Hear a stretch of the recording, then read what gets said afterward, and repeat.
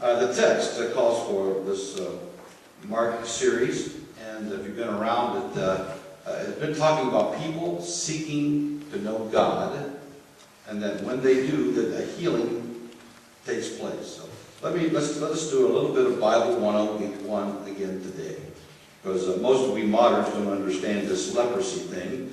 You know, we get a skin rash and we go to a dermatologist. And we put salve on it. That's what I always tell my children, salve, whatever that is for you. Axle grease, but even salve. And it's supposed to heal.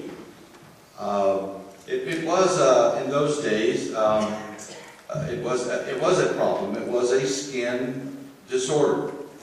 Sometimes it disfigured the person. It got into your system and disfigured face and body. There was lots of pain.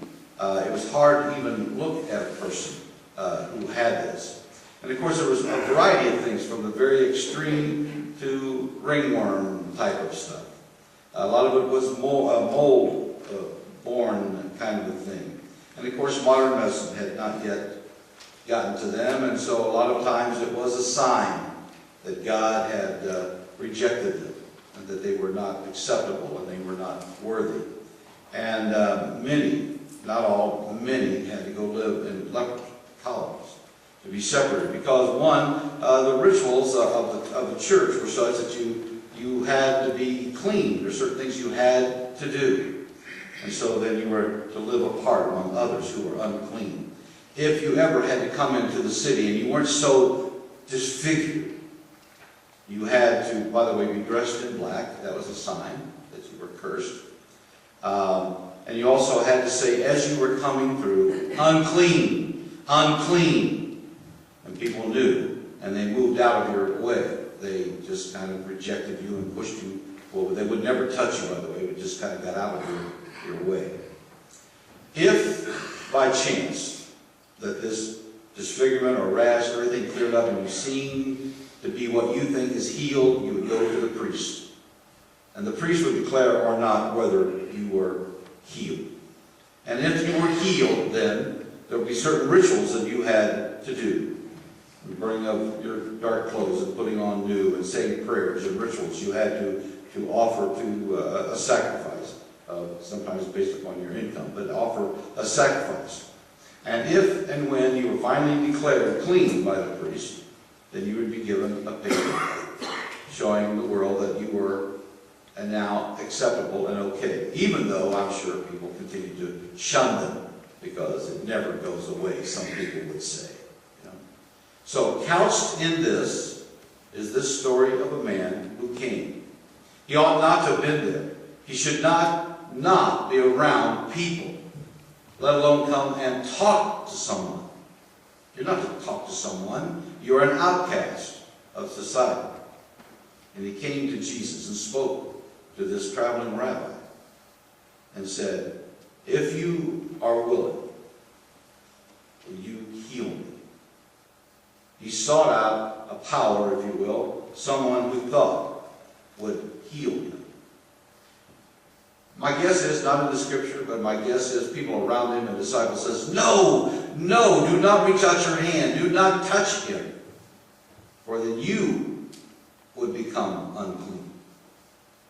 And Jesus said what? I am willing. And he reached out his hand and touched the man with leprosy. And it says, he was healed. Now, Jesus is not to cause problems. Remember, he wasn't trying to take away from that religion. He only tried to reform it, to bring it fullness, to understand God fully. And all he said, go now. Don't tell anyone. Just go. Go to the priest and do what you're supposed to do is according to the law. Read Leviticus. You probably already read Leviticus. There were certain things you had to do. Go and do what you have to do. They will now see that you're clean. They'll give you your certificate, and you can hold your head up high and go into the world. He did not listen, as many people who were healed and exuberant and excited about a new life said, I'm not doing that. I'm just going to go tell everybody I know. I met a guy named Jesus. He touched me, and I am healed and whole and new. I don't have to wear this black outfit again. I can go anywhere I want. I can hold my head up. I can talk to anybody I want to talk to. I can understand why he was excited. See, new life had come upon him. But then Jesus said no longer could he travel around because of the crowds. I think it also had to do with the priests. You know, the ministers, they're a funny bunch. They're a funny bunch. How dare someone else heal when they don't have the right? They didn't go through all the steps they had to. And so he really couldn't go in the city much anymore. People crowded against him, of course, and he went to a lonely place. And what does it say? Even there, people sought him out and found him. And he continued to heal those who came to him. As I was working on the passage and talking about leprosy and so forth, we really don't have much of that. We have people who have leprosy-like lives. I know people. I have people who feel some days like a leper. Been beaten down by life, think they're any good, and some of us good people, and often maybe even good church people, you're not clean enough to be with us. You've had too many scars in your life, too many problems. Evidently, God is not with you. When you get your life straightened out, you come back to us.